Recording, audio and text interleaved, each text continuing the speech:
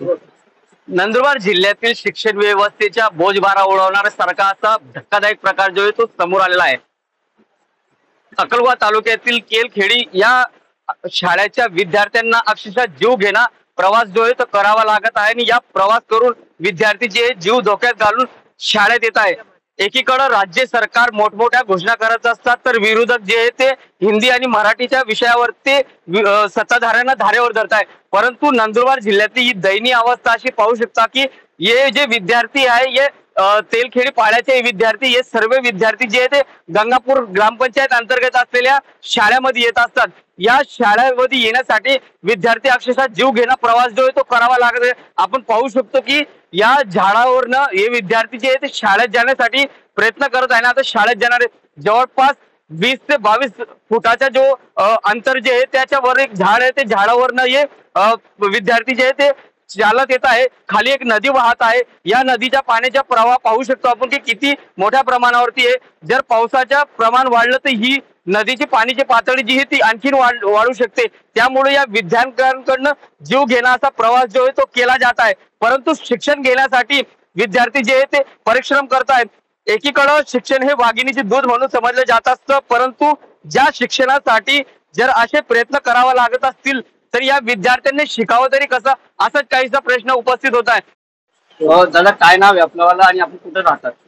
माझं नाव देवदास रामराव वसावे म्हणून आहे। मी नदीच्या पलीकडे म्हणजे टेकडीवर माझं बी घर आहे। सगळं वास्तव्य इकडे जे सगळं जे इथले जे वस्ती आहे ते पूर्ण इकडच्या शाळेला आहे।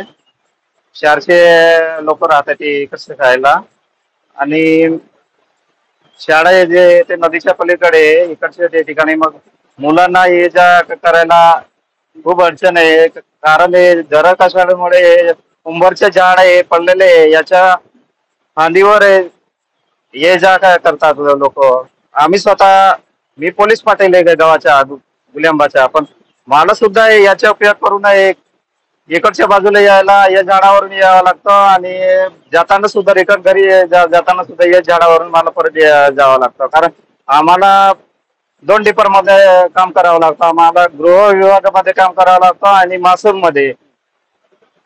गृहामध्ये काय काम असतील, नैसर्गिक आपत्तीचे असतील, काय जर असतील तर ताबडतोब आम्हाला माहिती देण्यासाठी आम्हाला रात्री बेरात्री जावं लागतं।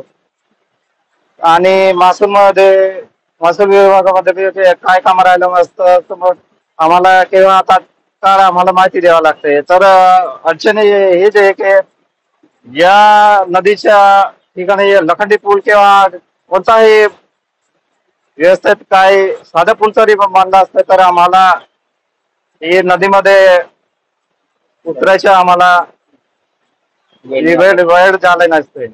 आपली काय मागणी दादा? लवकरात लवकर आम्हाला नदीचे आपले पूल बांधण्यात जावं साधा तरी किंवा लखंडी काही पण लवकरात लवकर पूल बांधावा किंवा आणि बाकी रस्ता आहे, रस्ता पण खराब आहे। आमच्या गुल्याबा ते केलखांडी पण आता एकदम रस्ता खराब आहे। रस्ता एकदम तात्काळ करण्यात यावा, कारण आम्हाला बऱ्याचशा शासकीय यंत्रणेच्या माहिती देण्यासाठी किंवा येण्या जाण्यासाठी आम्हाला अडचणी आहे खूप। तर लवकर लवकर हे सुधारणा करण्यात यावी प्रशासनाला हे विनंती आहे आमची। दादा काय नाव आहे आपल्याला आणि कुठे राहता आपण?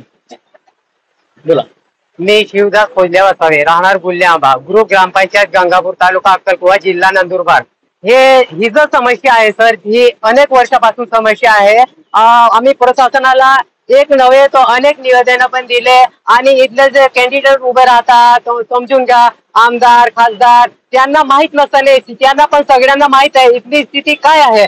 आम्ही वारंवार विनंती केल्या प्रशासनाला किंवा ग्रामपंचायतला, पण इकडे कोणीच लक्ष देत नव्हे। आणि इथली अशी कंडिशन आहे सर, ती कंडिशन अशी आहे की दररोज हे जर विद्यार्थी आहे ते शिक्षण घेण्यासाठी आपलं नदी पार करून पलीकडे येतात ते जीप प्राथमिक शिक्षण घेण्यासाठी, आणि शिक्षक लोक येऊन तिथे वाट बघत बसतात बिचाऱ्यांना, त्यांना ते पण कंटाळले जातात। इकडनं मोठी नदी येते, पूर मोठा आला की त्यांना इकडे निघायला जागा नसते, कारण हे झाडाचे फूल पडलेले हे अनेक वर्षापासून चालले। म्हणजे सध्याची स्थिती या झाडावरनं किती वर्ष प्रवास करतात ते 10-15 वर्ष झाले इथे प्रवास करायला, पण सध्या स्थिती सगळ्यांना माहिती आहे इथे स्थिती अशी आहे, तरी कोणी इथे लक्ष देत नाही। कारण इथे गर्भवती महिला राहिली किंवा एखादा आजारी माणूस राहिला किंवा जसं सिरियस कंडिशन मध्ये असेल तरी इथे याच्यावरनं झोके बांधून जोडी बांधून मग इकडे काढावं लागतं आम्हाला.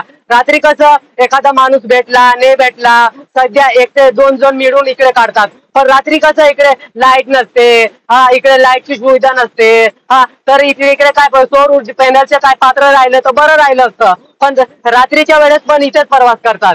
आणि सध्याची स्थिती इथे जास्त पाणी झालं की म्हणे आपलं इच्छा गव्हाण म्हणून गाव आहे तिथे पूल बांधलेला आहे या नदीचं, तिथे पार करून मग आपल्या अक्कलकुवाला जातात ते दवाखान्यात. अशी स्थिती आहे सध्याची स्थिती. तुमची मागणी काय आहे दादा नेमकी? आमची मागणी ही स्थिती आहे सर की आम्हाला लवकरात लवकर लोखंडी पूल किंवा साधं पूल तरी इकडे मंजूर करून दिलं असतं तर बरं झालं असतं.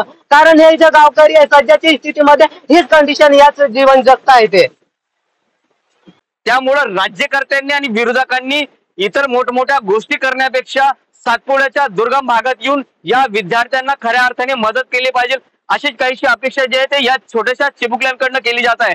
त्यामुळं राज्य सरकार कोट्यवधी रुपये जर शिक्षण विभागावरती खर्च करत असतील आणि विशेषतः आदिवासी पाड्यांवरती जर कोट्यवधी रुपये खर्च करत असतील तर हीच का ती परिस्थिती, असा देखील प्रश्न आता या चिमुकल्या विद्यार्थ्यांकडनं उपस्थित केला जात आहे. त्यामुळं मायबाप सरकार आता या विद्यार्थ्यांसाठी लवकरच इथं पूल तयार करावा अशीच काहीशी माफक अपेक्षा जी आहे त्या या विद्यार्थ्यांच्या मनातून उमटताना दिसून येत आहेत. जितेंद्र बैसारे, TV9 मराठी, तेलखेडी, अक्कलकुवा, नंदुरबार.